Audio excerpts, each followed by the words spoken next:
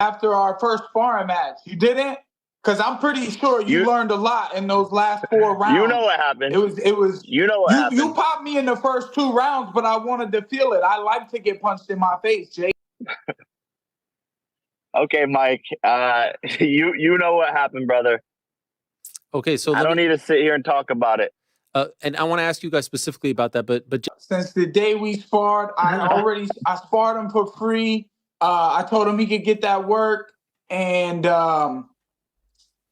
you know, I saw that camera sitting right there when I told him, "Oh, you kicked my ass, man." That was a father-son moment. I was teaching you a lesson, little green boy, and this will be like my 31st professional fight sparring session. And what is your recollection of this much talked about session? Yeah, look, I mean, it was probably 3 years ago now, and I was still just learning boxing, probably in my 2nd year of boxing, and worked him all 5 rounds when I was just a jit. And now it's going to be even crazier. July 20th, tickets are on sale.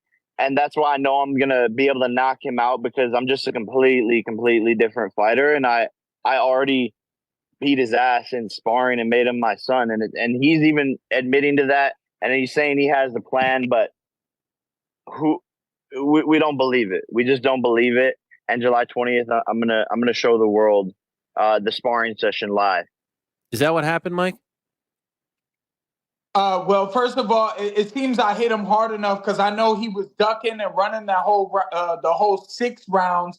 So it seemed when I made him duck into my uppercut, he must have forgot that last round, because he had an 8-round fight coming up. And they told me after the 5th, going into the 6th, "Hey, Mike, this will be the last round."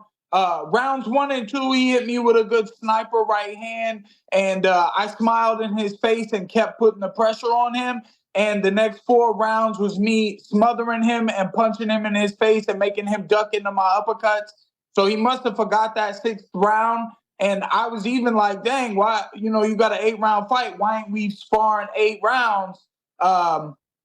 So he quit on the sparring early because he knew where it was headed. And rounds 7 and 8, that's where I'm looking to put him on the plate, put his head on the skillet.